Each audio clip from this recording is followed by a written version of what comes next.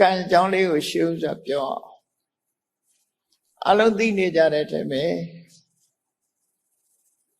လူတွေကကံကောင်းအောင်လုပ်ကြမယ်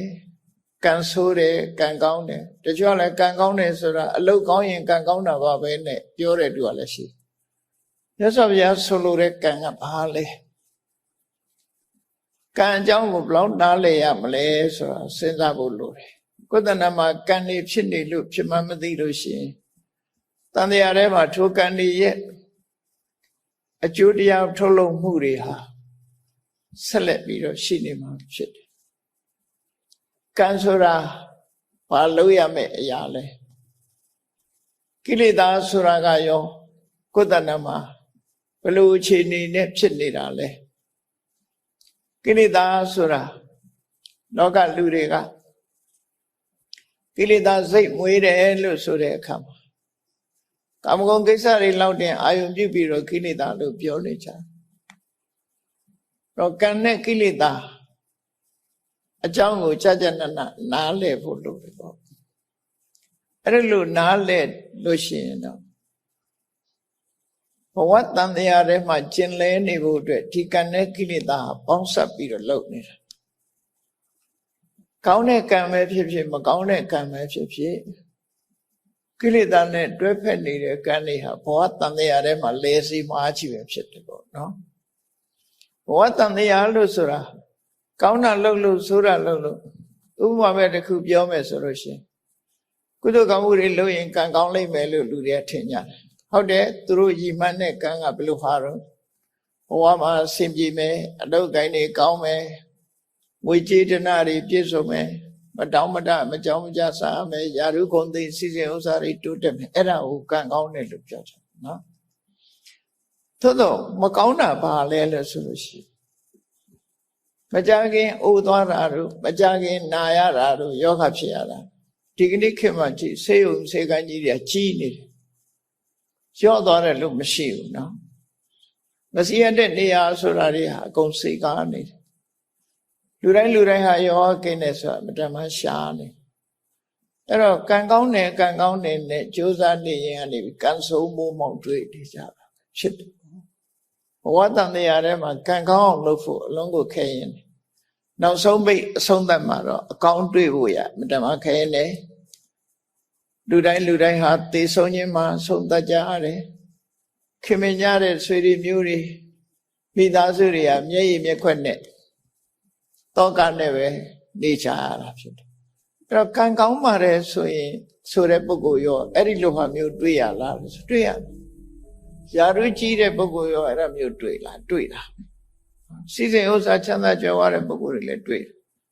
အဲ့တော့တန်တရားထဲမှာကံကောင်းတယ်ဆိုတာဘာပြောတာလဲကောင်းတဲ့အပိုင်းလေးကိုကြည့်ပြီးတော့ကံကောင်းအောင်လုပ်ကြအလုပ်ကောင်းရင်ကံကောင်းတယ်လို့သူတွေကပြောနေကြအေးကိလေသာတွေနဲ့တွဲဖက်နေတဲ့ကံတွေဟာအကောင်းသက်မရှိဘူးအဆိုးဘက်ကိုတွန်းပို့နေတာတွေသာများတယ်ပေါ့ကံနဲ့ကိလေသာနှစ်ခုပေါင်းဆက်ပြီးတော့ဘဝတန်တရားခရီးကြီးကိုရှောင်လန်းစေတာပဲဖြစ်တယ်ကောင်းပြီကံဆိုတာဟာအလုံးကြားဝရတဲ့အတိုင်းကံဆိုတာကိုကြာဘူးနာဝရှိတဲ့ပုဂ္ဂိုလ်တွေကကံဆိုတာဘာလဲလို့မေးလို့ရှိရင်စေရနာဟံဘိက္ခွေကမ္မဝရာမိမြတ်စွာဘုရားက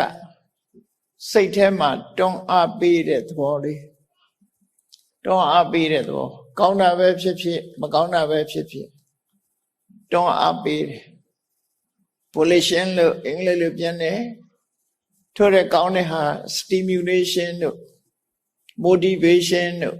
တွန်းအားတစ်ခုလို့ဆိုလို့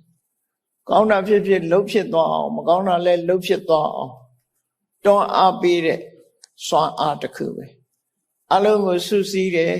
စေတနာဆိုတာ organization ပဲသဘာဝတရားတွေအလုံးကိုစုစည်းပေးလိုက်တယ်အဲ့ဒီစုပေးလိုက်တဲ့စွမ်းအားတွေနဲ့သူပေါင်းစပ်သွားအဲ့တော့ကံကိုဒီတမန်အဖြစ်ပြောရင်စေရနာဟံဘိက္ခွေကမ္မဝရမိလူတွေဟာဒီတွန်းအားအလိုက် စိတ်ထဲကကြံစီကြတယ်နှုတ်ကပြောဆိုကြတယ်ကိုယ်ဒီလျောက်လုပ်ကြဘာတွေဖြစ်လာတော့ဆိုကမ္မဆိုတဲ့အမှုတွေဖြစ်လာနော်စိတ်နဲ့ကြံစီတဲ့အမှုနှုတ်နဲ့ပြောဆိုတဲ့အမှုကိုယ်ဒီလျောက်လုပ်တဲ့အမှုအဲ့ဒီအမှုကိစ္စတွေပေါ်လာအောင်တွန်းအားပေးတဲ့စေတနာကိုကံလို့ခေါ်တယ်လို့ဆိုဒါဖြင့်မြတ်စွာဘုရားရဲ့ဒေသနာတော်မှာစေတနာတစ်မျိုးတည်းကိုသာကံလို့ခေါ်ရလားလို့ဆိုမဟုတ်ဘူးဟုတ်အလုံးဘောရဝသဝင်သူရောစင်နေသိတဲ့အတိုင်းကာယကံဝစီကံမနောကံလို့ရှိတယ်မယ်စေတနာကိုမနောကံလို့ခေါ်တာမဟုတ်ဘူးကာယကံမြောက်သွားအောင်တွန်းအားပေးတဲ့တနည်းအားဖြင့်ရည်ရွယ်ချက်ရှိရှိလုပ်တဲ့ intention ပေါ့နော်တွန်းအားပေးတဲ့သဘောဒီမကောင်းတဲ့အကိုပြောမယ်ဆိုရင်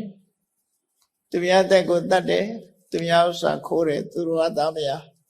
စော်ကားတယ်ပြစ်မှားတယ်ကောင်းတဲ့ဘက်ကပြောရင်သူများတက်ကိုတတ်ခြင်းမှရှောင်ကျင်တယ်အကျဉ်းတရားထားတယ်သူများဥစ္စာမခိုးဘူးတတ်ရှင်းစွာနေထိုင်တယ်ကိုယ်သက်ခါကိုထိန်းတယ်သူတို့ကသားမယားစိတ်နဲ့တောင်မပြစ်မှားဘူးလို့ပြစ်မှားခြင်းမှရှောင်ကျင်တယ်ဆိုကောင်းတာမကောင်းတာဒီနှစ်ခုရှိလားနော်နှစ်ခုရှိလားအဲ့ဒါတွေကြတော့စေရနာကို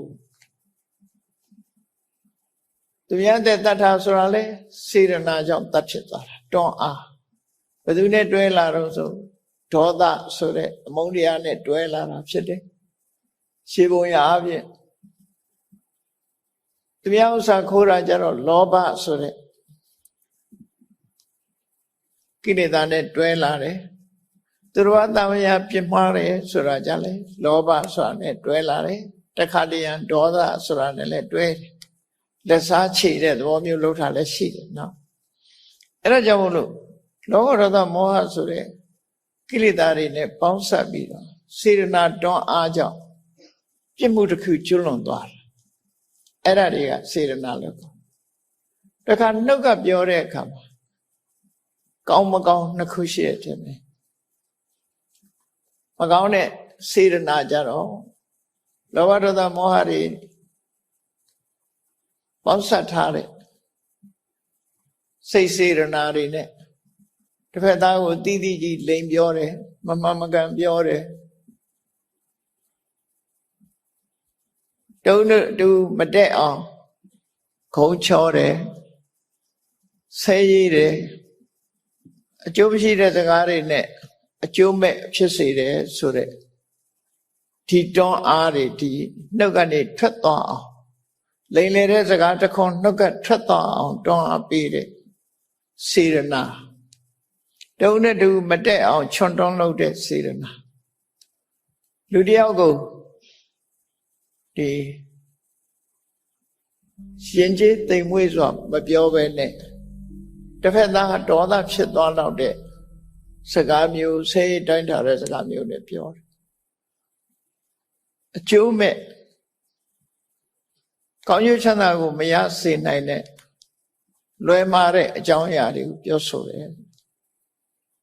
အလုသိနေကြတဲ့မုတ္တဝါဒပိတုဏဝါစာဖရုဒဝါစာသမ္မပလပါလို့ဆိုရင်ဒီစကားတွေနှုတ်ကထွက်လာအောင်တွန်းအားပေးတဲ့စေတနာကိုကံလို့ခေါ်တယ်အခုအဲ့ဒါတွေကရှောင်မှုတွန်းအားပေးတဲ့စေတနာကြတော့ကုသိုလ်ကံလို့ခေါ်ပြန်တယ်ဟုတ်ပြီကာယကံနဲ့ဝစီကံဟာစေတနာကိုကောက်တာမှန်မနောကံကိုကြည့်လိုက်မနောကံကြတော့စေတနာမဟုတ်တော့ဘူးအဘိဇ္ဇာဆိုတာသူများပစ္စည်းကိုကိုယ်ပစ္စည်းဖြစ်လို့တဲ့စိတ်ကူးကြံစီမှုအဘိဇ္ဇာအဘိဆိုတာရှေရှုဇာဆိုတာစိတ်ကူးတာလောဘနဲ့သူပစ္စည်းကိုမှရချင်တယ်ကြံတွေးမှုစိတ်ထဲကကြံလိုက်တာနဲ့ပဲအဲ့ဒါကံမြောက်သွားတယ်နော်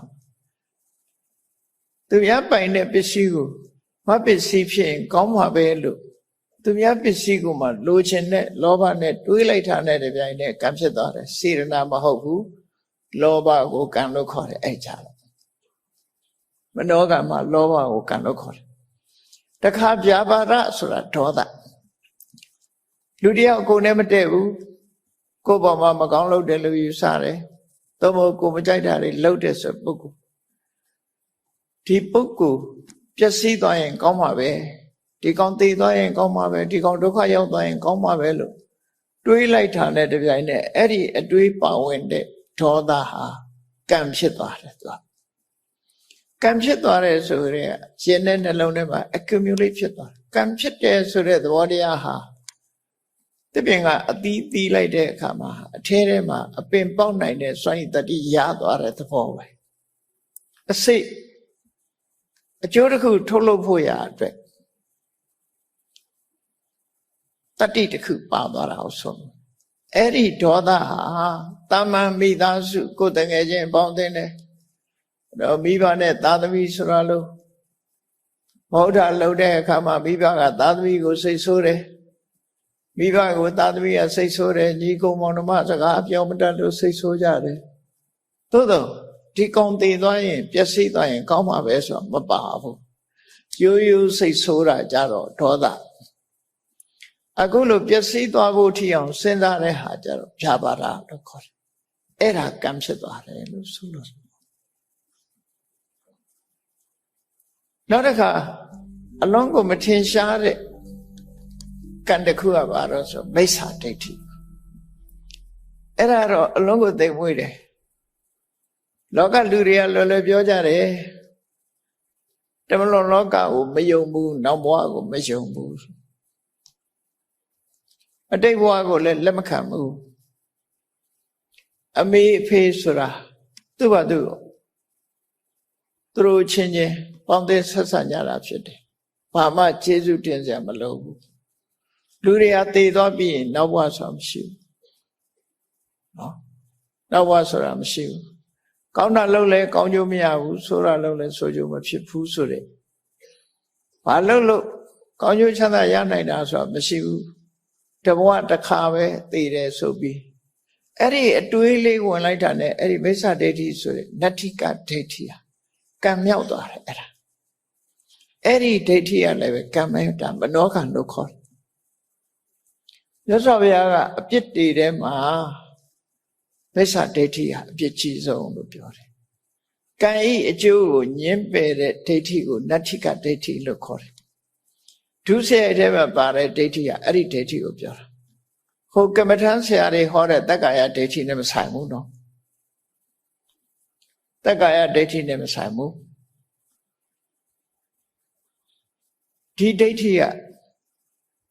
မနောဒုစရိုက်ထဲမှာပါတဲ့ဒိဋ္ဌိသည်ကံရဲ့အကျိုးတရားကိုညှင်းပယ်တယ်ကံရဲ့အကျိုးတရားကိုညှင်းပယ်ခြင်းဟာကံကိုညှင်းပယ်ခြင်းပဲဖြစ်တယ်အဲ့တော့ကံရဲ့အကျိုးကိုညှင်းပယ်လိုက်ခြင်းဖြင့်ကံကိုလည်းညှင်းပယ်တယ်အကြောင်းတရားကိုလည်းညှင်းပယ်တယ်ဆိုတဲ့အဓိပ္ပာယ်ရောက်လို့အဲ့ဒီမိစ္ဆာဒိဋ္ဌိဒီအမြင်လေးဟာကိုယ့်ကိုယ်တော့ philosophy လို့ထင်ကောင်းထင်လိုက်လွယ်လွယ်လေးနဲ့ကိုယ့်ရင်ထဲမှာလှူမနေနဲ့ဘာအကျိုးမှမရဘူးကောင်းတာလုပ်လဲကောင်းကျိုးမရဘူးဆိုတာလုပ်လဲဆိုကျိုးမရဘူးနောက်ဘဝဆိုတာမရှိပါဘူးသေပြီးပြန်ဖြစ်မှာမဟုတ်ပါဘူးဆိုတဲ့ဒီအတွေ့အမြင်လေးကိုလက်ခံလိုက်တာနဲ့မိစ္ဆာဒိဋ္ဌိဆိုတဲ့ကံဖြစ်သွားတယ်အဲ့ဒါမနောကံလို့ခေါ်တယ်နော်အဲ့တော့သဘောပေါက်ရမှာကတော့စေတနာဟံဘိက္ခွေကမ္မဝရမိလို့မြတ်စွာဘုရားနိဗ္ဗိထိကသုတ်တံမှာဒီတနည်းရတယ်ပဲဟောတယ်စေတနာသည်ကံမှန်တယ်အဲ့ဒီတွန်းအားတွေကြောင့်လုံးမိတယ်တွန်းအားတွေကြောင့်ပြောမိတယ်ဆိုတဲ့နေရာတွေမှာစိတ်ကူးချမ်းစိတ်မိတာကြတော့ခုနဒီသဘာဝတရားတွေအဘိဇ္ဇာဆိုတာလောဘဗျာပါဒဆိုတာဒေါသမိစ္ဆာဒိဋ္ဌိဆိုတာဒိဋ္ဌိအဲ့ဒီအကုသိုလ်စေတသိက်အဘိဓမ္မာသင်တဲ့ပုဂ္ဂိုလ်တွေသိလေအဘိဓမ္မာအကုသိုလ်စေတသိက်၃ခုအဲ့ဒါဟာကံပဲနော်ကံမြောက်သွားတယ်ထို့တူရဲ့ဒါမကောင်းတဲ့ကံဘက်ကမကောင်းတဲ့ဘက်ကဆိုတော့ကံဘယ်နှမျိုးရှိတုံးလို့အခုအကျဉ်းပြောမယ်ဆိုရင်အကုသိုလ်ကံဟာစေတနာကိုလည်းအကုသိုလ်ကံလို့ခေါ်တယ်လောဘကိုလည်းအကုသိုလ်ကံလို့ခေါ်တယ်ဒေါသကိုလည်းအကုသိုလ်ကံလို့ခေါ်တယ်ဒိဋ္ဌိကိုလည်းအကုသိုလ်ကံလို့ခေါ်တယ်ဟောဒါမကောင်းတဲ့ကံဘက်ကဒါတွေရကောင်းတဲ့ကံဘက်ကကြည့်လိုက်လို့ရှိရင်တော့ရှောင်ကျဉ်မှုနဲ့သွားတယ် သူများတဲ့တချင်းမှရှောင်တယ်ရှောင်မှုရအတွက်တွန်းအား motivation stimulation ဆိုတွန်းအားအဲ့ဒီတွန်းအားနဲ့မဟုတ်တဲ့လောက်ကရှောင်လိုက်တယ်မဟုတ်တဲ့စကားမပြောအောင်ထိမ့်သိမ့်လိုက်တယ်အဲ့ဒါစေတနာကုသိုလ်စေတနာလို့ခေါ်တယ်တခါသူ့ရဲ့တိမ်မွေးတဲ့ကုသိုလ်စေတနာတွေကဘာတွေတော့ဆိုအနာဘိဆာအလောဘဆိုတာ generosity ဒီကိုသာသုံးမယ်ဆိုတဲ့သူများပစ္စည်းကိုလိုချင်တဲ့မတော်လောဘမရှိဘူးနော်ပေးခြင်းကမ်းခြင်းနဲ့စိတ်ပဲရှိတယ်သူများပစ္စည်းမတရားယူဖို့စိတ်ထဲမှာမရှိဘူးအလောဘအနာဘိဆာအပြဘာရမေတ္တာအရောဒဆိုမေတ္တာတရားတွေချမ်းသာကြပါစေလို့မေတ္တာပို့တာကအပြဘာရဆိုတဲ့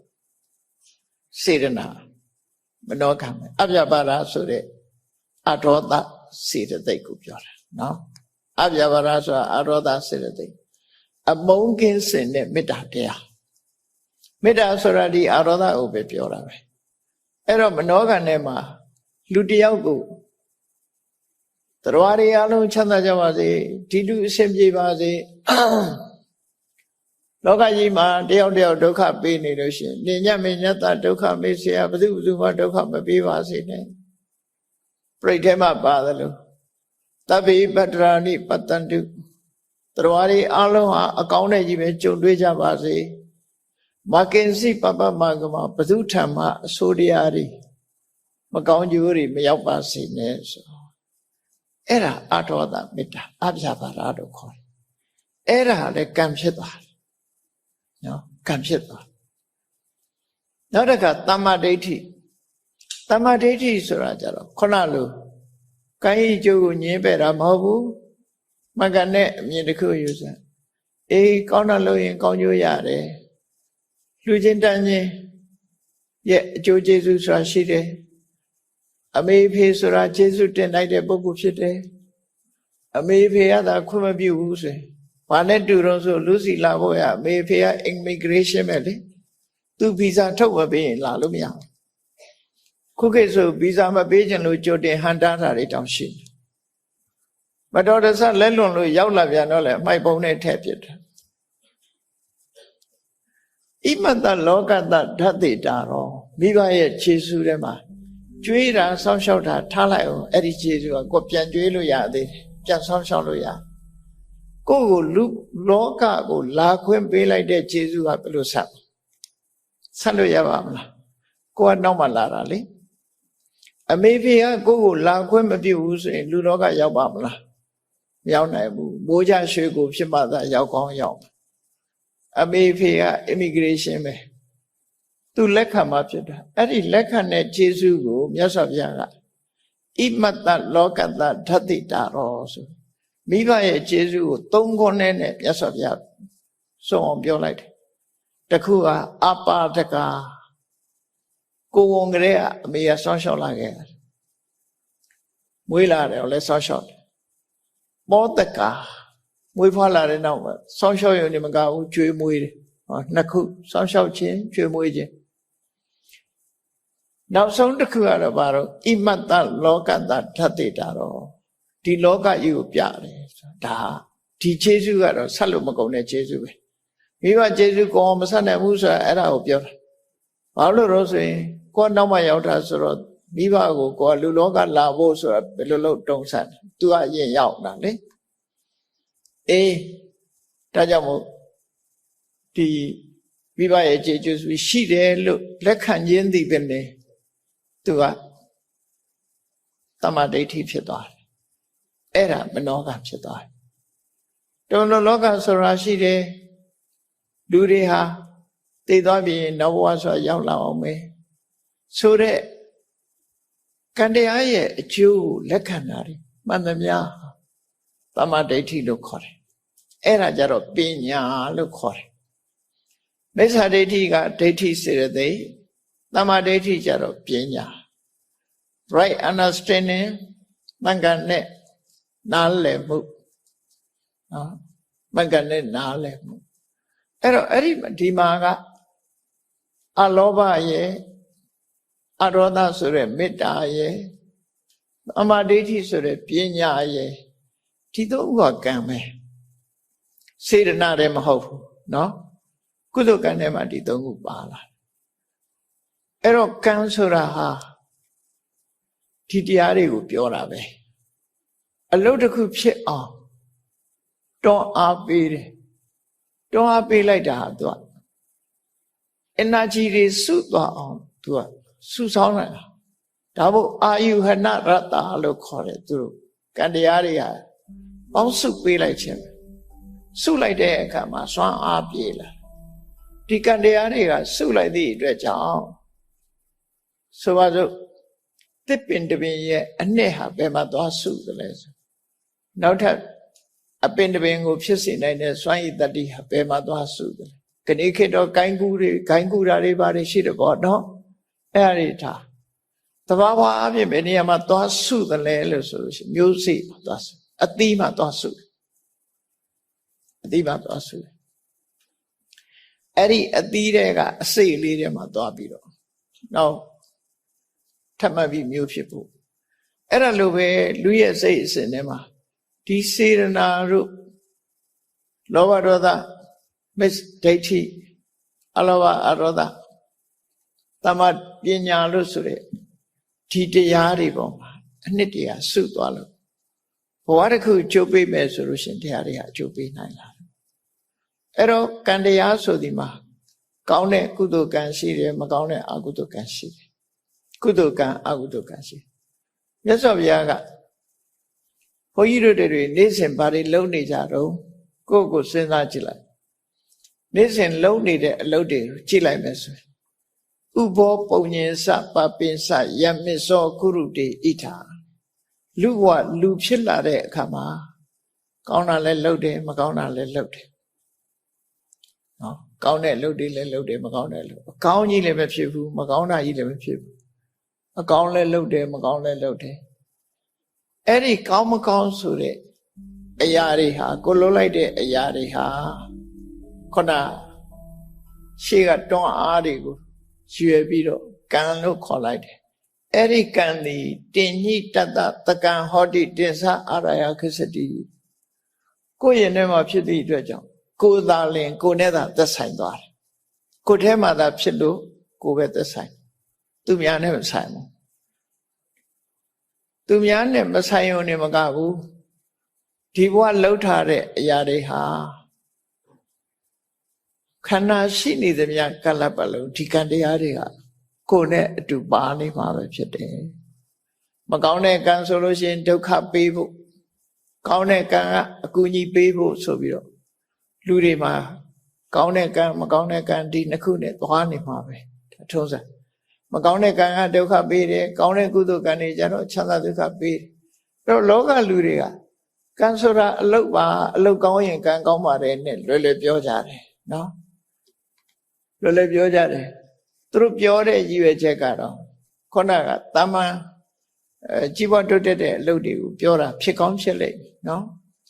တကယ်ကတော့လောကမှာဒီလူတွေမှာနေ့စဉ်နဲ့အမျှကံတရားတွေကဖြစ်နေတာကိုသိသည်ဖြစ်စေမသိသည်ဖြစ်စေလူရင်နဲ့နှလုံးထဲမှာဖြစ်နေတဲ့အရာဟာကိုယ်ရင်ထဲမှာကိန်းသွားပြီသူကရောက်ရှိနေ accumulation ဆိုစုမိဆောင်းမိဖြစ်သွားစုမိဆောင်းမိဖြစ်သွားအဲ့ဒါတွေကတင်ညိတတတကံဟောတိကောင်းမကောင်းတွေဟာကိုယ်ပိုင်ဥစ္စာကိုယ်နဲ့သာသက်ဆိုင်တော့တယ်သဗ္ဗေတ္တကမ္မတကဆိုတာအဲ့ဒါပြောတာကံသာလင်ကိုယ်ပိုင်ဥစ္စာကိုလှုပ်တာကိုယ်နဲ့သာသက်ဆိုင် responsibility ကိုဆိုလိုတယ်နော်ကိုယ်ရင်ထဲမှာဖြစ်တာကိုယ်နဲ့မဆိုင်လို့ဘယ်သူနဲ့သွားဆိုင်မှာနော်ကိုယ်ရင်ထဲမှာဖြစ်တာကိုယ်ခန္ဓာကိုယ်မှာဖြစ်တဲ့ယောဂကိုယ်ပဲခံရနော်ကိုယ်ပဲခံအဲ့ဒါလိုပဲဒီကိုစားလိုက်တဲ့အစာရဲ့အကောင်အဆိုးဟာလည်းပဲကိုယ်ပဲခံရတယ်အဲ့ဒါလိုပဲကိုယ်ရင်ထဲမှာဖြစ်လိုက်တဲ့ကောင်းဆိုးကံဟာကိုယ်နဲ့သာသက်ဆိုင်တယ်အဲ့ဒါကိုကမ္မတက္ကတာကံသာလင်ကိုယ်ပိုင်ဥစ္စာရှိတယ်လို့ပြောတာအဲ့ဒါကိုပြောတာ responsible ဖြစ်တာပြောဟုတ်ပြီ responsible ဖြစ်သွားရင်ဒီဘဝတယ်လားလို့ဆိုမဟုတ်တင်္စအာရယခစ္စတိဒါကြီးကပါသွားမှာပဲဘယ်လိုလုပ်ပါလာတော့ ကံတရားတွေကဘယ်မှာကိန်းနေတာလဲနှလုံးထဲမှာကိန်းသလားနှလုံးထဲမှာကိန်းရင်နှလုံးခုန်ရက်သွားလို့ရှိရင်နှလုံးဆိုတာသိသွားရင်မီးရှို့တဲ့ထဲပါသွားမှာနောက်ဘယ်လိုလွတ်လိုက်အဲ့လိုမဟုတ်ရင်အုံနောက်ထဲအုံနောက်ဆိုတာလဲဂျမ်းဖြစ်သွားတာရှိသေးတယ်နော်အဆိုင်မှာဖြစ်ရင်ဒီဘဝနဲ့မေ့သွားပြီအဲ့တော့ကံတရားပဲသွားနေပြီအုံနောက်မကောင်းတော့ဘူးသိလို့ရှိရင်လည်းမီးရှို့ပြလိုက်တယ်ဒီအုံနောက်ကပါကြအကြောင်းဖြစ်ပြန်အဲ့တော့ကံဟာဘယ်မှာတည်ရှိဘယ်မှာremain ဖြစ်နေတယ်လဲဘယ်မှာတည်ရှိတယ်လဲလို့ပြောမှာစိတ်အစဉ်မှာရှိတယ်စိတ်အစဉ်ဆိုတာဘယ်တော့မှပြတ်တော့မသွားဘူးစိတ်အစဉ်ဟာတစ်ခုပြီးတစ်ခုတစ်ခုပြီးတစ်ခုဆက်နေ mental process ဆိုတာတဏှာဝကတဏှာဘဝမှာစတဲ့အချိန်ကစပြီးနိဗ္ဗာန်ရသည့်အထိအောင် mental process ကပြတ်သွားတာနှစ်နေရာပဲရှိဒါတောင်ခိတ္တပြတ်တာဘယ်နေရာတော့ဆိုလို့ရှိရင်ဇန်စွမ်းအားနဲ့တမာရီစွမ်းအားနဲ့စိတ်ကိုယုံမုန်းပြီးတော့တရားအထုတ်လို့အောင်မြင်သွားလို့ရှိရင်အတ္တညတဘုံဆိုတဲ့စိတ်မဲ့တဲ့ဘဝမျိုးရောက်သွားတာကဘာ900ဒါလည်းပဲ pause လုပ်တယ်လို့ပဲပြောရမယ်ခိတ္တ pause လုပ်လိုက်တယ် stop လုပ်တာမဟုတ်ဘူး pause လုပ်လိုက်တာနော်ချိန်တိုင်းပြန်ပေါ်လာမှသူကအပြည့်သက်မဟုတ်ဘူးနောက်တစ်ခါនិရောဓသမဘာဆိုတာကြားဦးရလိမ့်မယ်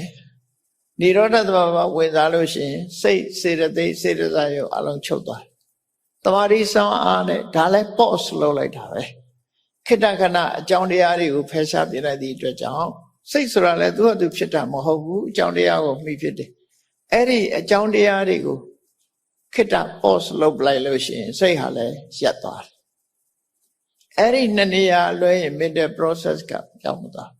ဒါဖြင့်ခုနလို pause လုပ်လိုက်လို့ရှိရင်ကံတရားတွေရောပျောက်ကွယ်သွားလားဆိုမကွယ်ဘူးရှေ့နဲ့နောက်နဲ့ဟာအနန္တရပစ္စယောပဲသူကនិရောဓသမဘာဝင်စားလို့9ရက်ကြာတဲ့ဆုံးတော့အနန္တရပစ္စယောပဲသူကဒီကြားထဲမှာတခြားဟာမခြားခြင်းဒီပင်နဲ့သူ့ရဲ့ process ရှိနေတယ်ဆိုတာကိုပြတယ်နော်ရလိုက်တဲ့အဆုံးနဲ့နောက်ထပ်ပြန်စားခြင်းအစတို့ခြားမှာအကြာအကွယ်မရှိဘူးအဲ့ဒါကိုပဋ္ဌာန်းပစ္စည်းထဲမှာအနန္တရပစ္စယောလို့ပြောတာနော်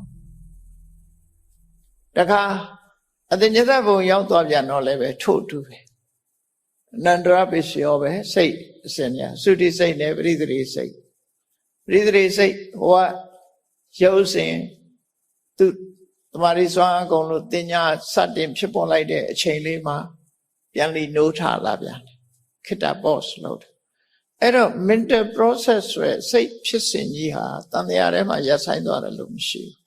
အပြည့်ပိုင်ရပ်သွားတယ်လို့မရှိဘူးဒါကြောင့်မို့စိတ်တတန္တတိလို့ခေါ်တဲ့စိတ်ဖြစ်စဉ်ထဲမှာကံတရားဟာတတ္တိအနေနဲ့ရှိနေတယ်လို့သူပြောတာနော်တတ္တိအနေနဲ့အဲ့တော့အုံနောက်မှာကိန်းတာလည်းမဟုတ်ဘူးနှလုံးသားမှာကိန်းတာလည်းမဟုတ်ဘူးခန္ဓာကိုယ်တဏှာမှာကိန်းနေတာလည်းမဟုတ်ဘူးစိတ်အစဉ်မှာရှိတယ်လို့ဒီလိုပဲမှတ်သားရမှာဖြစ်တယ်ဟုတ်ပြီ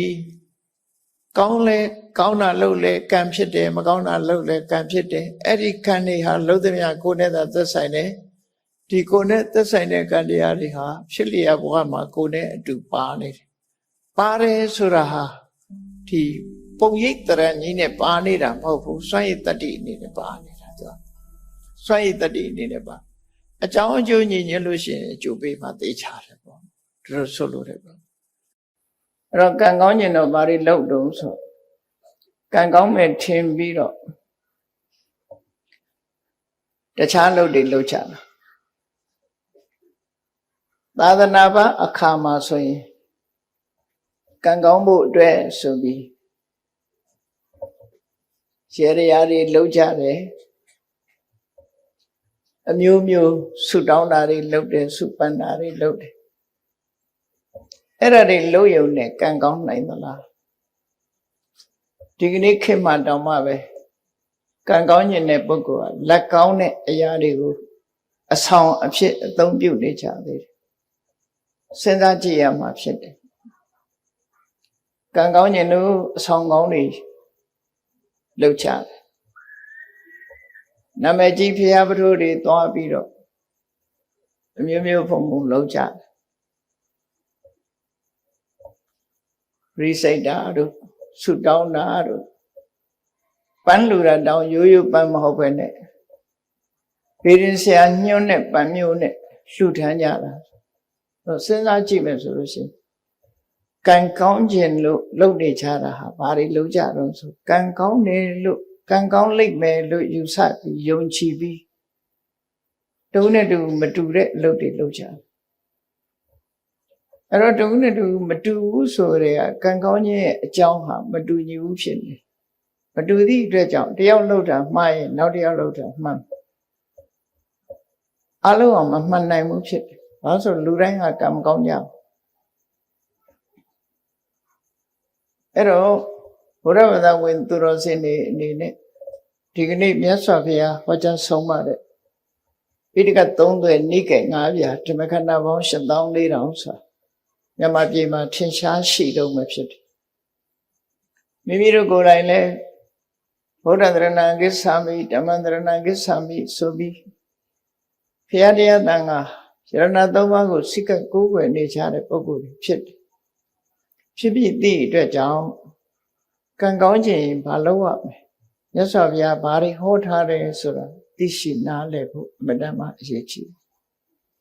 အဲ့ဒါမသိဘဲနဲ့မှန်းပြီးတော့ကံကောင်းလို့ကံကောင်းညာအဆောင်ကောင်းတွေရှာပြီးတော့လုပ်နေကြတာတကယ်ရောကံကောင်းနိုင်သလားကံကောင်းလို့ရှိရင်တော့မဆိုးဘူးပေါ့သို့တော့တကယ်ကံကောင်းနိုင်သလားဆိုတာဘဝမှာအာမခံချက်ပေးနိုင်တယ်ရှိမရှိအသိဉာဏ်နဲ့ဆုံးဖြတ်ကြအောင်ဖြစ်တယ်ဆိုတော့ကံကောင်းခြင်းနဲ့ကံကောင်းခြင်းအဆောင်ကောင်းလေးဆောင်လိုက်ရင်ကံကောင်းလာမယ်လို့ထင်ကြတယ်တော်များများအဆောင်ကောင်းလေးဆောင်တာနဲ့ကံကောင်းနိုင်မှာမလားဆုတောင်းကြတယ်ဆုတောင်းရုံနဲ့ကံကောင်းနိုင်မှာမလားအဲ့တော့ဒီအဆောင်ကောင်းကိုဘယ်သူကပေးတာတုံးဆိုပေးတဲ့ဆရာလည်းရှိတယ်အဲ့ဒါဆိုလို့ရှိရင်သူကရောပေးတဲ့လူကရောတကယ်ကံကောင်းနေသလားမေးဖို့လိုတယ်လေအဆောင်ကောင်းတွေပေးတဲ့ပုဂ္ဂိုလ်ကရောတကယ်ကံကောင်းသူဟုတ်ကလားနော်စစ်ဆရာကိုယ်တိုင်ကတည်တတ်တယ်ဆိုရင်သူကမသေးအောင်ကုနိုင်တယ်ဆိုတာဖြစ်နိုင်ပါအောင်ဖြစ်နိုင်ဘူးလေအဲ့တော့အဆောင်ပေးတဲ့ပုဂ္ဂိုလ်ကိုယ်တိုင်ကရောကံကောင်းနေသလားဆိုစဉ်းစားဆုတောင်းရုံနဲ့ကံကောင်းနိုင်သလားလို့ဆိုတာစဉ်းစားကြည့်လို့ဆိုသူလည်းဆုတောင်းမှာပဲငါလည်းဆုတောင်းမှာအဲ့တော့ဆုတောင်းလို့ကံကောင်းမယ်ဆိုလူတိုင်းကံကောင်းကြမှာပဲဒါအားလုံးကဆုတောင်းကြမှာဟိုမြတ်စွာဘုရားဟောထားတဲ့မဂ္ဂင်၈ပါးတရားဆိုတာနိဗ္ဗာန်ထိအောင်ပို့ဆောင်နိုင်တဲ့စွမ်းရည်တတ္တိရှိတယ်လူလောကမှာလည်းပဲကံကောင်းမှုအတွက်ထောက်ကူတွေအများကြီးဖြစ်စေတယ်ဒီလိုဆိုလို့ကံကောင်းမှုဆိုတာအလွယ်လေးနိဗ္ဗာန်ရဖို့သာခက်တာ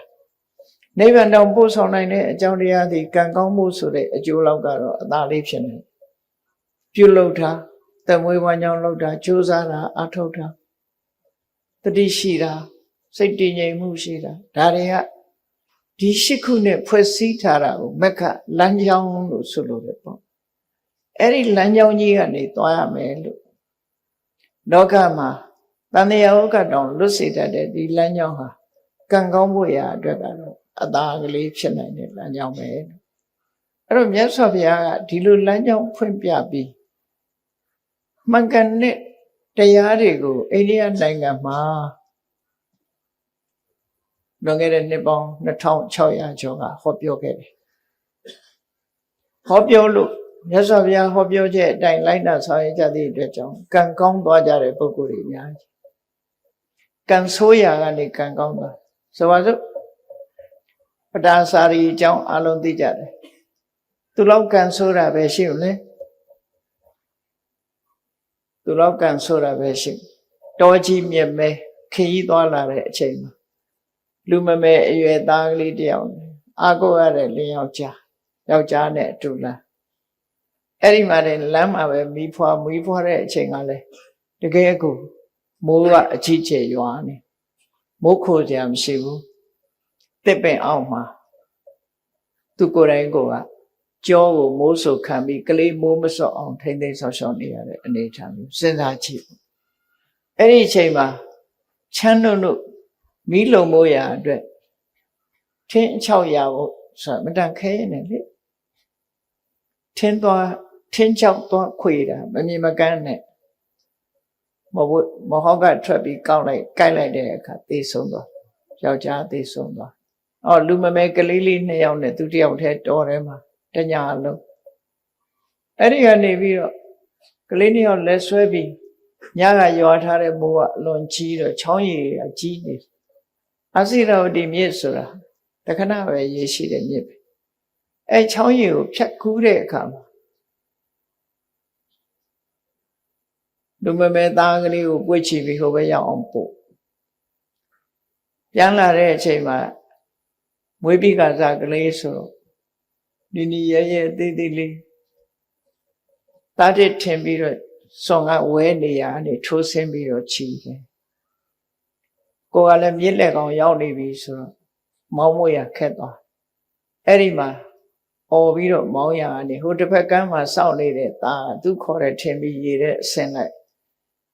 ရေတဲ့ပါသွားလမ်းမှာအာကိုရမဲ့ကို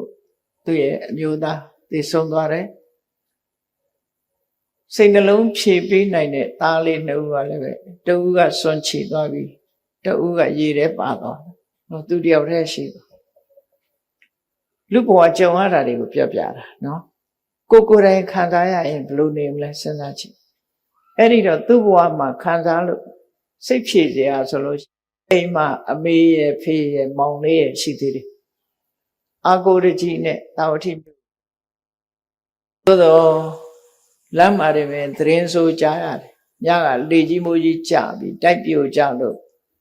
အမေလည်းဆုံးအဖေလည်းဆုံးမောင်လေးလည်းဆုံးဆိုတဲ့သတင်းကြားကဲယနေ့မှာဆုတ်တက်သွားပြီးသူဟာတောကဖြစ်သွားအဲ့ဒီတောကကြောင့်ယူသွားတာတောကုံမတ္တကလို့ခေါ်တယ်တောကကြောင့်ယူတာတိကျပြလို့ယူတာမဟုတ်ဘူးတောကကြောင့်ယူသွားတဲ့ပတာစားတွေဟာမြတ်စွာဘုရားနဲ့တွေ့တဲ့အခါမှာပြေချောင်းမြတ်စွာဘုရားမြင်လိုက်တာနဲ့မြတ်စွာဘုရားနဲ့အခုလိုဒီလိုတရားပွဲကြီးထဲမှာသူကရောက်လာပြီဘုရားရှိအနာထီအောင်ရောက်လာတော့လူတွေကမဝင်ဖို့တားတယ်ဒါပေမဲ့လို့သူကဘုရားနာထီရောက်လာအဝတ်ကမပါဘူးမြတ်စွာဘုရားကကရုဏာတရားမေတ္တာတရားအကျဉ်းမေတ္တာဖြန့်ကျက်ထားတဲ့နှလုံးသားရှိတဲ့စကားနဲ့တတိထားပါလို့ပြောလိုက်တဲ့စကားနားထဲဝင်သွားတဲ့အခါသူတောကလေးဟာရော့ကျသွားအဲ့ဒီအချိန်မှာတတိပြန်ရလာလို့လောကကြီးမှာရှိသမျှနေရာတွေအားလုံးနဲ့လူမျိုးလုံးနဲ့သက်ဆိုင်တဲ့ဆိုတဲ့မြတ်စွာဘုရားရဲ့စကားရှင်းပြတဲ့တရားစကားကိုနားထောင်ရင်အသိဉာဏ်တွေဖြစ်လာတယ်ဟုတ်တာပဲငါတယောက်တည်းမှမဟုတ်တာတလောကလုံးဟာအိုခြင်းနာခြင်းသိခြင်းဆိုတဲ့ဆင်းရဲဒုက္ခတွေကြုံတွေ့နေကြတာစဉ်းစားတတ်လားစဉ်းစားဉာဏ်ကမှတောကကိုဖယ်နိုင်တာဖြစ်တယ်အဲ့ဒီအချိန်မှာသူတောကရောကျသွားပြီနောက်ဆုံးမှာယဟန်ဘဝရောက်သောတပန်ဖြစ်တရားဆက်ကျင့်တော့ယဟန္တာမဖြစ်သွားတယ်ကြည့်လေလမ်းစဉ်မှန်ကန်တဲ့အမြင်တွေ့လိုက်တဲ့အခါမှာကံဆိုးတဲ့ပတ္တစာတွေကကံကောင်းသူမှဖြစ်သွားကိုယ်ရချမ်းသာတဲ့လူတွေဟာအဆောင်ကောင်းလို့ချမ်းသာနေကြတာလားစီးပွားရေးအောင်မြင်နေတဲ့ပုဂ္ဂိုလ်တွေဟာအဆောင်ကောင်းလို့လားမေးကြရှိတယ်လေသူတို့ဘာတွေကောင်းလို့ချမ်းသာတာလဲဆိုတာမြတ်စွာဘုရားဟောတဲ့အခါကျရှင်းတော့ဗုဒ္ဓဘာသာဖြစ်ပြီးဒုတွေဟာကံကောင်းခြင်းလို့ရှိရင်ဘာလို့အမဲဆိုတာတိတိကျကျမသိချပဲနဲ့ဆူတောင်းတာဟာကံကောင်းတယ်လို့ထင်တယ်အဆောင်ကောင်းဆောင်လို့ရှိရင်ကံကောင်းတယ်လို့ထင်တယ်ကြံပင်ဆိုင်ရဲ့အကြံစီအောင်တယ်လို့လည်းပြောကြတယ်ဂျင်းဆိုင်တဲ့အခါမှာချက်ချင်းကြီးပွားတယ်လို့လည်းပြောကြဒါတွေဟာဟုတ်ကဲ့လားအများကြီးပဲအကုန်လုံးတော့မပြောချင်ပါဘူးเนาะရေတရားဆိုတာအများကြီးပဲလုပ်နေကြရွှေတကုံဘုရားပေါ်တက်ကြည့် စနေတော်ကဖရာစနေသားသမီးတွေလာပြီးရေလောင်းတာမွန်းနေတနင်္ဂနွေတော်ကဖရာတနင်္ဂနွေသားသမီးတွေလာမောင်းမလောက်ကြတာတော့လို့မင်းကံကောင်းခြင်းလို့လုပ်နေကြတယ်အဲ့ဒါတွေကတော့ကံကောင်းနိုင်သလား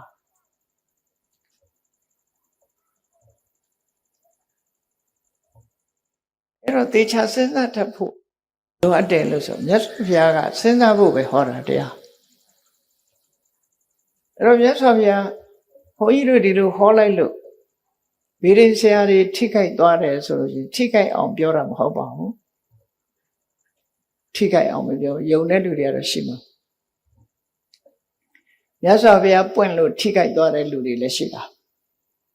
စီးပွားတိုးတက်ပါရစေစီးပွားရေးကောင်းပါရစေနဲ့ဆုတောင်းနေလို့မရပါဘူးဒါဘုရားဟောတာပဲเนาะစီးပွားဥစ္စာတိုးတက်ခြင်းစီးပွားဥစ္စာတိုးတက်တဲ့နိလန်းကိုမြတ်စွာဘုရားဟောထားတယ်ဘာဟောထားလဲဥဋ္ဌာဏတမ္မရာလုံလဝိရိယနဲ့ပြည့်စုံရမယ်အာရခတမ္မရာကိုရှာထားတာကိုအလေလွတ်မရှိအောင်ထိမ့်သိမ်းထားရမယ်သမဇီဝိတာမြတ်မြတ်တရသမွေးထားရမယ်ကလျာဏမေတ္တာမိကောင်းဆွေကောင်းရှိရမယ်အဲ့ဒါဒီဘဝမှာစီးပွားဥစ္စာတိုးတက်ခြင်းအကြောင်းနေလို့ဒီလိုပဲဟောတာအဲ့ထက်ပဲရေတရားခြေရမယ်လို့မပါဘူးเนาะအဆောင်ကောင်းဆောင်ရမယ်လို့မပါဘူးဆိုလိုတာကမြန်မာပြည်မှာဗုဒ္ဓဘာသာလို့သာဆိုသေးတာခဏချိန်ထိကောတုဟလမင်္ဂလာဆိုတာတွေကမပြောက်သေးဘူးဘယ်နာဒီအစွမ်းတကူရှိတဲ့ပုဂ္ဂိုလ်ပေါ်တယ်ဆိုသွားကြပြီလောက်ကြပြီနော်အဲ့ဒါတွေကမှန်သလားသွားလှူခြင်းတော့လှူပါမလှူပါနဲ့လို့တော့မပြောလို့ဘူး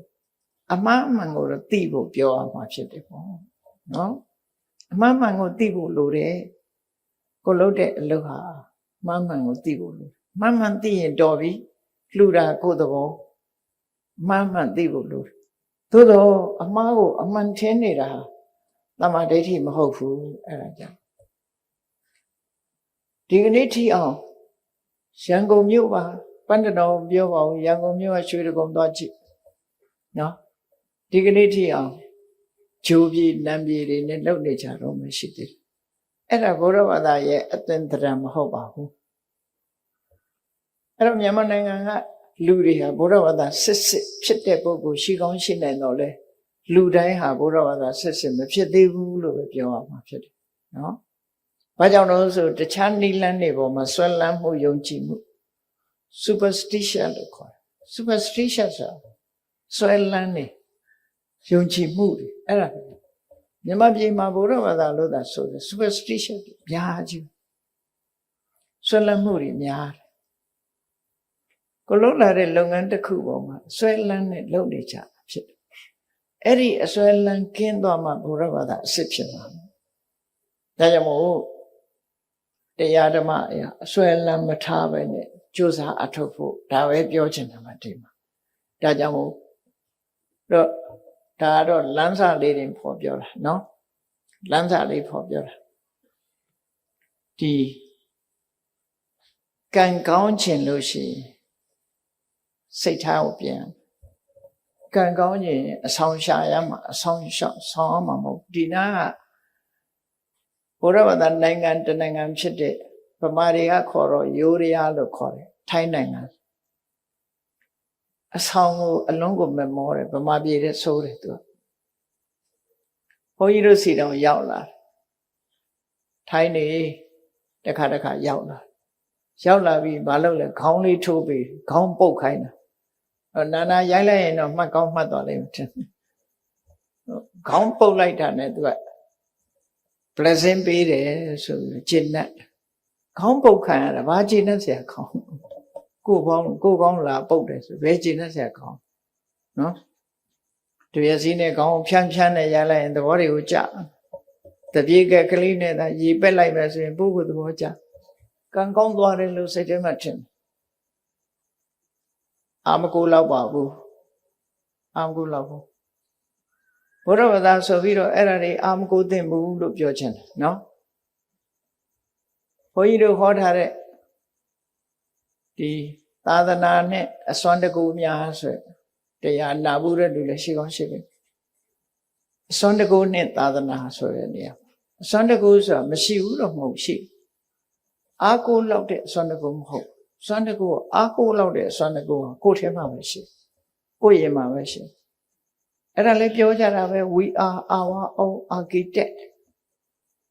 ကိုယ်တိုင်ပြုပြင်မှရတယ်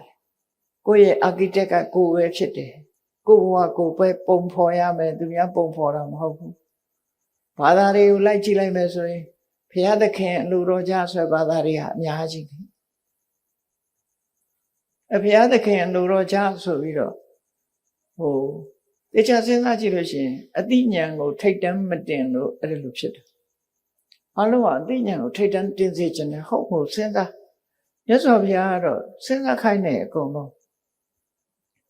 သူပြောတာတောင်မယုံတဲ့အောင်စဉ်းစားလို့ခိုင်းတာသူ့ကိုလည်းဝေဖန်ခိုင်းတယ်တရားကုံတော်6ပါးတဲ့သိတယ်မဟုတ်လားတန်ဒိဋ္ဌိကုံကိုယ်တိုင်မြင်နိုင်တယ်ကိုယ်တိုင်သိနိုင်တယ်သို့တော့ကိုယ်တိုင်သိဆိုလူတိုင်းသိလားလို့ဆိုပစ္စတံဝေရိတဘောဝိညုဟိပညာရှိမှသိမှာအသိဉာဏ်ရှိဖို့လိုတယ်အဲ့ဒါကြောင့်မလို့မြတ်စွာဘုရားဟောတဲ့ဟာအဆုံးအမစကားသာလင်ဖြစ်တယ်အဲ့ဒီအဆုံးအမစကားဟာမှန်ကန်တဲ့အဆုံးအမစကားဖြစ်လို့နားထောင်ရုံတတ်တဲ့မပြီးပါဘူးဆေးနဲ့အလားတန်တူတယ်ဆေးဆိုတာတောက်မှအကျိုးရမှာဖြစ်တယ်ညွန်ကြားထားတဲ့ဆေးကိုတောက်ဖို့လိုတယ်လို့ပဲမြတ်စွာဘုရားရဲ့အဆုံးအမဆိုတာလဲဘာလဲလို့မေးလို့ရှိရင်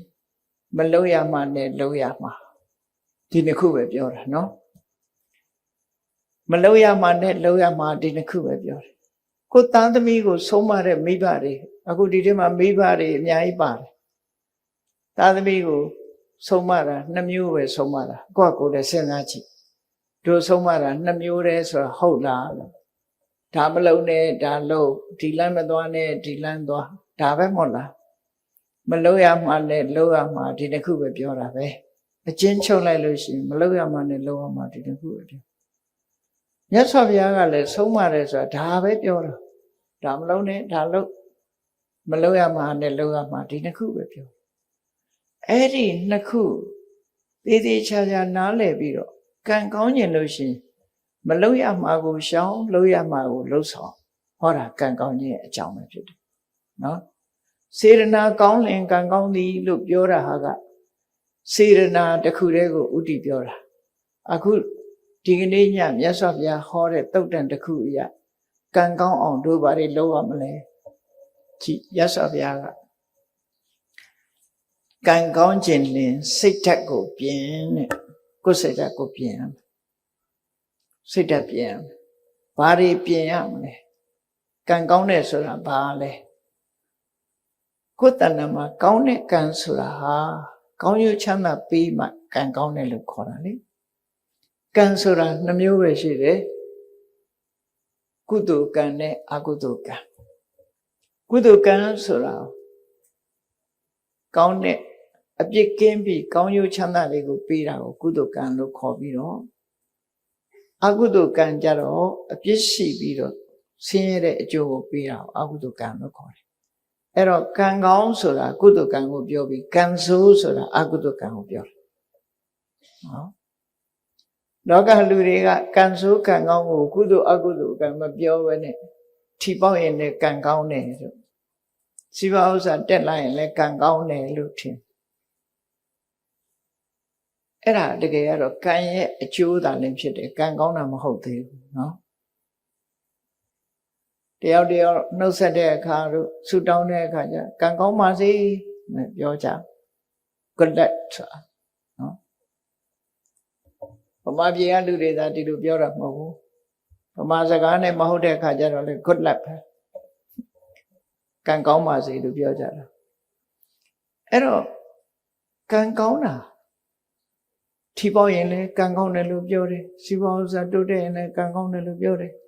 အစည်းရင်ကလွတ်သွားရင်လည်းကံကောင်းတယ်လို့ပြောတယ်အဖမ်းမခံရရင်လည်းကံကောင်းတယ်လို့ပြောအမျိုးစုံပဲကံကောင်းတယ်လို့ပြောတာကြီးအဲ့ဒါဟာဆိုးကျိုးကလွတ်မြောက်နေတာကိုကံကောင်းတယ်လို့ပြောတာကံဆိုတာအကြောင်းတရားသာလည်းဖြစ်တယ်အဲ့တော့အကြောင်းတရားကောင်းအောင်လုပ်ဖို့လိုတယ်ဆိုတာမမေ့ဖို့ပေါ့နော်မမေ့ဖို့ ရောမြတ်စွာဘုရားဟောတာတမပတ္တိဆိုတဲ့သုတ်တံမှာဟောထားပုံလေးကိုကြည့်ကံကောင်းတယ်ဆိုတာကိုယ်တဏ္ဍမှာကုသိုလ်တရားတွေဖြစ်မှကံကောင်းတယ်လို့ပြောလို့ရတယ်ဘာလို့တော့ဆိုရင်အနဝိဇ္ဇဒုက္ခဝိပါကလက္ခဏာအပြစ်ကင်းပြီးကောင်းကျိုးချမ်းသာတွေကိုပေးနိုင်တဲ့ကုသိုလ်တရားတဲ့အဲ့ဒီကုသိုလ်တရားကိုယ်တဏ္ဍမှာရှိဖို့ဒါကြောင့်မို့ကံကောင်းခြင်းစိတ်ထားကိုပြင်စိတ်ထားကြတော့ပြင်မို့ရမေ့ကြသတိမထားကြဘူးဘုရားဘာသာဖြစ်ပြီးတော့စိတ်ထားမကောင်းတဲ့လူတွေအများကြီးဖြစ်ဘုရားဘာသာဖြစ်ပြီးမြတ်စွာဘုရားရဲ့အဆုံးအမနဲ့အညီမနေနိုင်မဲနဲ့စိတ်ပုတ်စိတ်ယုတ်တွေနဲ့နေကြတာတွေကအမှန်တမ်းများအဲ့တော့စိတ်ထားကိုဘယ်လိုပြင်ရမလဲလို့ဆိုတာကိုကြည့်မြတ်စွာဘုရားရဲ့အဆုံးအမအပေါ်သို့မဟုတ်ကောင်းတဲ့အလုပ်လုပ်ရတဲ့အပေါ်မှာယုံကြည်မှုစိတ်ဝင်စားမှုနေပါတာကိုအတ္တထသရတရားကိမဲ့ခြင်းလို့ဆိုရလို့လူတယောက်ဟာစိတ်ဝင်စားမှုဆိုရင်ကိုယ်အိမ်မှာကိုယ်ဝယ်ထားတဲ့ဘုရားကံတော်တန်ရှင်းလုပ်ချင်မှလုပ်မှလေစိတ်ဝင်စားပန်းလဲဖို့လည်းစိတ်ဝင်စားဥပုံနေဥပုသ်ဆောင်ဖို့လည်းစိတ်ဝင်စားမနဲ့ထားတန်ဃာတွေဆွမ်းလောင်းဖို့ဆိုစိတ်ဝင်စားအဲ့ဒီလိုတရားပွဲရှိလို့တရားပွဲသွားဖို့တရားနာဖို့စိတ်ဝင်စားအဲ့ဒါအတ္တထလို့ခေါ်တယ်အဲ့ဒီအတ္တထဆိုတဲ့မယုံကြည်မှုရှိလို့ရှိရင်စိတ်ကောင်းတဲ့အလုပ်ကိုစိတ်မဝင်စားဘူးဆိုရင်ကံမကောင်းဘူးတဲ့ဒါကြောင့်ကံမကောင်းစေတတ်တဲ့စိတ်မဝင်စားဘူးကောင်းတဲ့အလုပ်ပေါ်မှာစိတ်မဝင်စားဘူးဆိုတဲ့သရတရားကင်းမဲ့နေတဲ့စိတ်ထားကိုသရတရားထက်သန်တာနဲ့ပြုပြင်ပေးလိုက်ပါစိတ်မဝင်စားရင်စိတ်ဝင်စားအောင်လုပ်ပါဘယ်ဆရာတော်တရားဟောမြတ်စွာဘုရားတရားတွေကပဲဟောကြမှာပဲဖြစ်တယ်သွားပြီးတော့တရားနာပါနာပြီးတော့တရားနာမယ်အသိဉာဏ်တိုးအောင်နာမယ်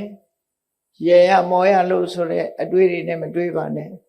ဘယ်တရားပွဲကရည်ရတယ်ဘယ်တရားပွဲကတော့ငိုက်တယ်ဆိုတာမျိုးတွေမဖြစ်စေ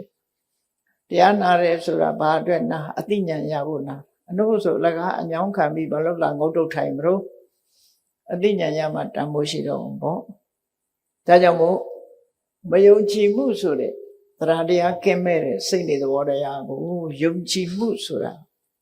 ကိုယ်စိတ်ဓာတ်နဲ့ယုံကြည်မှုဆိုတဲ့စိတ်ထားပဲရအောင်ပြုပြင်ပေးရမယ်ဒါတစ်ချက်အာဟိရိကာဆိုတဲ့လောကလူတွေဟာမဟုတ်တာလုပ်ရမှာမရှက်ဘူးမဟုတ်တဲ့အလုပ်ကိုမယုံမုန်းဘူးအဲ့ဒီမဟုတ်တဲ့အလုပ်ကိုမယုံတဲ့အာဟိရိကဆိုတဲ့စိတ်သဘောထားကိုပြင်လိုက်ပါမဟုတ်တာလုပ်ရမှာရှက်တယ်မဟုတ်တာလုပ်ရမှာယွန်းတယ်မကောင်းမှုအကုသိုလ်ဆိုတာလူသိမသိဒီအလုပ်ဟာငါလိုလူမလုပ်ဘူးဆိုပြီးတော့ယွန်းမုန်းတယ်ဆိုတဲ့ဟိရိစိတ်ထားမျိုးရောက်အောင်ပြင်ပါအရှက်မဲ့တဲ့စိတ်ထားမျိုးမထားပါနဲ့အရှက်ရှိတဲ့စိတ်ထားမျိုးထားပါအနုတ္တပမဟုတ်တာလုပ်ရတာမကြောက်လန့်ဘူးဖြစ်ပေါ်လာမဲ့ဒုက္ခတွေကိုခရီးမဆိုင်ဘူးဒီဘဝဒီကိုဆံဟိုဘဝဟိုကိုခံလိုက်မယ်ဆိုတဲ့အတွေးတွေနဲ့မကြောက်ဘူးမကောင်းတဲ့အလုပ်ကိုလက်ရဲဆက်ရဲလုပ်တယ်ဆိုတဲ့အနုတ္တပပိုးဖလန်ဆိုတဲ့အကောင်ဟာဖျောင်းနိုင်မီးလေးထွန်းထားရင်လှတယ်ထင်ပြီးတော့မီးတောက်ထဲကိုခုံဆင်းတတ်တယ်ခုံဆင်းလိုက်တာနဲ့တပြိုင်နက်ရှဲကနေဆိုမီးလောင်တာခံအဲ့ဒီသဘောပဲအနုတ္တပရဲ့သဘောမကြောက်ဘူးမကြောက်သည့်အတွက်ကြောင့်သက်ဆုံးသွားတယ်မကောင်းမှုလုပ်ရမှာမကြောက်ဘူးပတ်ဝန်းကျင်ကိုဂရုမစိုက်ဘူး I don't care ဆိုတဲ့လူတွေပေါ့နော်ဘယ်သူမှဂရုမစိုက်ဘူးဆိုတဲ့အဲ့ဒီစိတ်ဓာတ်မျိုးကိုပတ်ဝန်းကျင်ကိုလေးစားမယ်အမေဖေးဆရာသမားတွေရဲ့ဂုဏ်သိက္ခာကိုထိမ့်မယ်ကိုယ်ပတ်ဝန်းကျင်ကိုလူမျိုးကိုထိမ့်မယ်ဆိုတဲ့ပတ်ဝန်းကျင်ကိုလေးစားတဲ့စိတ်ဓာတ်မျိုးထားပါပြင်ရမှာဖြစ်တယ်ပေါ့မကောင်းတဲ့အလုပ်ကိုမလုပ်ဘူးနောက်တစ်ခုကပါတော့လူတွေမှာစိတ်ဓာတ်နှမျိုးရှိတယ်အလုပ်တစ်ခုလုပ်ချင်လုပ်မယ်ဆိုရင်အချိန်ဆွဲတယ်အပြင်းထူတယ်နော်အပြင်းထူတယ်အချိန်ဆွဲတယ်ဆိုတော့ဘယ်လိုဆွဲလဲဆိုစောပါသေးတယ် နော်စောပါသေးတယ်စောနေတဲ့အချိန်ဆိုရင်စောသေးတယ်ဟုတ်ရာသီဥတုကအေးလို့ရှင်လဲရာသီဥတုကအေးတယ်အေးလွန်းနေတယ်ပူတဲ့အခါကျတော့လဲပူလွန်းနေနောက်ကျသွားလို့ရှင်လဲနောက်ကျသွားပြီစင်ကြီးလေးတွေပေးပြီးတော့လူဟာအပြင်းထူတတ်တယ်အဲ့ဒီအပြင်းထူအချိန်ဆွဲတဲ့အကျင့်ကိုစိတ်နေသဘောထားကိုဖယ်ရှားပြရမယ်ဘယ်လို့ကိုကစောစီစီရအောင်လုပ်ပြီးတော့ကိုလို့ပြီးအောင်ကြိုးစားမယ်ဆိုတဲ့လုံလဝိရိယရှိရနော်အဲ့လိုလုပ်တဲ့အခါမှာစင်ကြီးပေးတတ်တဲ့လူတွေအလူပွဲတစ်ပွဲလူတယောက်ရောက်လာတဲ့အခါမှာဝေယဝိဆလှုပ်เสียရတယ်တွေ့တော့ကျွန်တော်အလှပွဲကြီးဝိုင်းလှုပ်ချင်လိုက်တာဗျာဒါပေမဲ့ထမင်းကမစားသေးလို့ဘိုက်စာလို့ဝိုင်းတော့ဝေယဝိဆတွေလှုပ်ချင်ပါတယ်ဒါပေမဲ့ဘိုက်ကစားနေသေးတယ်အဟုတ်ထင်ပြီးသူထမင်းကျွေးကြထမင်းစားပြီးတဲ့အခါလှုပ်เสียရှိတယ်လေအများကြီးကျုပ်လှုပ်ချင်တယ်ဗျာဒါပေမဲ့ဘိုက်ကလေးနေတယ်ခုအဲ့တော့ထမင်းစားတော့ကလည်းစားလို့အကြောင်းပြထမင်းစားပြီးပြန်တော့လည်းဘိုက်လေးလို့အကြောင်းပြအဲ့မလှုပ်တာတူပဲလေအဲ့ဒါအချိန်ဆွဲခြင်းအပြင်းထူခြင်းပဲဖြစ်တယ်လောကမှာနေတဲ့ပုဂ္ဂိုလ်တွေဟာအချိန်ဆွဲခြင်းအပြင်းထူခြင်းဖြင့်ကြီးပွားတိုးတက်မှုမရနိုင်ဘူးတဲ့ဒါကြောင့်မို့ပြင်းရည်ခြင်းအပြင်းထူခြင်းအချိန်ဆွဲခြင်းဆိုတဲ့အကျင့်ဆိုးစိတ်နေသဘောထားတွေကိုပြင်ပြီးတော့ဘာလို့နောက်မဆုတ်ပဲတက်ကြွချိုးစားအထုတ်မယ်ဆိုတဲ့လုံလဝိရိယစိတ်နေသဘောထားကိုပြင်မှာအဲ့ဒါဆိုရင်ကံကောင်းလာပါလိမ့်မယ်ကံကောင်းခြင်းအဲ့ဒါလုပ်ဖို့လိုအဆောင်နေဆောင်းမနေနဲ့ဒီတိုင်းနေနော်ကံကောင်းလာလိမ့်မယ်နောက်ဆုံးအရေးကြီးဆုံးကတော့ဘာလို့ဆိုရင်စဉ်းစားဉာဏ်မရှိဘူးဆိုရင်ကံမကောင်းနိုင်ဘူးလုံးတင်တာနဲ့မလုံးတင်တာမစဉ်းစားတတ်ဘူးစီးပွားရှာတဲ့အခါမှာလည်းပဲဒီဆင်ញင်တုံတရားမရှိဘူးဆိုရင်စီးပွားဥစ္စာမဖြစ်ဘူးဆင်ញင်တုံတရားရှိအသိဉာဏ်ကြဲပြန့်စီးပွားအထုတ်မယ်ဆိုလို့ရှိရင်စီးပွားဥစ္စာဖြစ်တယ်တိုးတက်များပြားသွားတဲ့ပုဂ္ဂိုလ်ရစီးပွားဥစ္စာဒီပန္တနိုမျိုးကနေပြီးတော့ကမ္ဘာကုလသမဂ္ဂမှာအတွင်းဝန်ချုပ်ထီအောင်ဖြစ်သွားတာဥတန့်ဆိုတာအလုံးသိနေကြသူဟာပြင်းထူနေလို့ဖြစ်တာလားကြိုးစားလို့ဖြစ်တာလားပညာမဲ့ရဲ့တန်းနဲ့ဖြစ်တာလားပညာရှိလို့ဖြစ်တာလားပြောကောင်းပြောကြလိုက်မယ်ဥတန့်ကံကောင်းတယ်လို့နော်တကယ်ကတော့ဥတ္တမှာအခုလိုအရေးချင်းကောင်းနေရှိလို့ဖြစ်တာဖြစ်တယ်သူဟာအပြင်းမထူဘူးပညာထက်မြက်တယ်မကောင်းတဲ့အလုပ်ကိုရှက်တယ်ဥတ္တရှက်ပုံလေးတစ်ခုပြောပြအောင်နော်ဗမာဥတ္တဆိုတဲ့အထုပ္ပတိစာအုပ်ကိုပထမအင်္ဂလိပ်လိုရေးတာအင်္ဂလိပ်လိုရေးတဲ့အခါကျတော့စာရေးဆရာမကဥတ္တစီသွားပြတယ်စာမှုမှာသွားပြတော့ဥတ္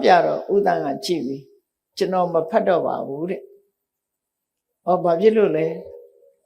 ကျွန်တော်တခုပြင်မိရင်ကျွန်တော်ပတ်သက်သွားလိမ့်မယ်ကိုထုပ္ပတိကိုလုံးတယ်လို့ဖြစ်သွားလိမ့်မယ်ကျွန်တော်တခုပြင်မိမှဆိုလို့မဖတ်တော့ပါဘူးပြောအဲ့တော့အဲ့ဒီမျိုးသမီးကဘာပြောတော့ဆိုရှင်ပြင်မိတယ်ပြင်ကြရှိလဲပြင်လိုက်ပါပေါ့ဘေးကဘယ်သူမှမသိပါဘူးရှင်ပြင်တယ်ဆိုတော့ဘယ်သူမှမသိပါဘူးလို့ကျွန်တော်သိတယ်လေတဲ့သူပြောတာအဲ့တော့သူကမဟုတ်တာမလုပ်ချင်ဘူးဆိုစိတ်ဓာတ်မထင်ရှားပဲဘူးလားနော်သူမပတ်သက်ချင်ဘူးဆိုတာကိုဘယ်သူမှသိမသိဒါအဓိကမဟုတ်ဘူးသူပတ်သက်နေတာမလုပ်ချင်သူထုပ္ပတိကိုသူရေးတယ်ဆိုတော့သူစိတ်ထဲမှာဝါကြွားတယ်လို့ထင်ကောင်းထင်မိလိမ့်မယ်တချို့ချက်တွေအကယ်၍စာရေးဆရာမကရေးထားတာမပြည့်စုံမှုဆိုရင်သူကဖြည့်လိုက်လိမ့်မယ်ဖြည့်လိုက်လို့ရှိရင်သူဖြည့်လိုက်တဲ့ဟာအမှန်မှန်ဖြစ်စေကမူသူဖြည့်လိုက်တဲ့အတွက်ကြောင့်ဝါကြွားတယ်လို့ဖြစ်ခြင်းနဲ့ဖြစ်သွားအဲ့ဒါမျိုးကိုသူကိုယ်တိုင်မပတ်သက်ချင်ဘူးလို့ပြောတယ်ဘယ်သူမှသိတာမှမဟုတ်ပဲနဲ့ဆိုကျွန်တော်သိတယ်လေတဲ့ပြောတခွန်းပဲပြန်ပြောတော့ကျွန်တော်သိအဲ့ဒီထုပ္ပတိစာအုပ်ဏိဌံဖတ်ဖူးရင်သိပါလိမ့်မယ်ဒီလိုရေးထားတယ်ဆိုတာနော်အဲ့တော့မြတ်စွာဘုရားဟောတဲ့တရားတော်နဲ့အညပဲမြတ်စွာဘုရားကဟောတယ်လေအေးတိကွယ်ရမှာမဟုတ်တာတွေလှုပ်တာ လူတွေကထင်ကြတယ်ဘယ်သူမှမသိဘူးလို့ထင်ကြတယ်တဲ့မြတ်စွာဘုရားပြောတယ်အတ္တတေပုရိသဇာနာတိမင်းသိတယ်လေတဲ့သူများမသိပေမဲ့မင်းသိပါမယ်ကိုယ်ရမှာကိုယ့်အကိုတိတ်တိတ်ပုံမဟုတ်တာလှုပ်တာသူများမသိဘူးဆိုရင်ကိုသိနေတယ်မဟုတ်တာတွေကိုကိုယ်ရမှာလှုပ်တယ်အဲ့ဒီလိုကိုယ်ရလှုပ်လို့မရဘူးတဲ့ကိုယ်ရဆိုတာမရှိပါဘူးတဲ့ဘာလို့လဲဆိုအတ္တတေပုရိသဇာနာတိယတိကာတိဝနာဝမင်းလှုပ်တာမင်းလှုပ်တယ်မလှုပ်ဘူးဆိုတာမင်းကိုယ်တိုင်သိနေတယ်လေကိုယ်ရပဲဟုတ်တယ်ဘယ်သူမှမသိဘူးဆိုတာမဟုတ်ဘူးမင်းသိနေတယ်ကိုသိနေတာသိပြီလေရှက်เสียမကောင်းဘူးလားတို့တွေကံကောင်းပြီးကြီးပွားတိုးတက်ခြင်းနဲ့ဆိုလို့ရှိရင်ဝိရိယရှိရမယ်ပညာရှိရမယ်ကိုချင်းတရားကောင်းမွန်ရမယ်ကောင်းတဲ့အလုပ်ပေါ်မှာစိတ်ဝင်စားရမယ်ဆိုတဲ့စိတ်ဓာတ်တွေမိမိရဲ့တဏ္ဍာမှာမရှိသေးရင်ရှိအောင်ရှိပြီးလို့ရှိရင်တိုးတက်ရှင်သန်များပြားခိုင်မာလာအောင်ကြိုးစားအထောက်ကြရမှာဖြစ်တယ်လို့ကိုယ်စီမှတ်သားပြီးကျင့်ကြံပွားများကြိုးစားအထောက်နိုင်ကြပါစေကုန်သတည်း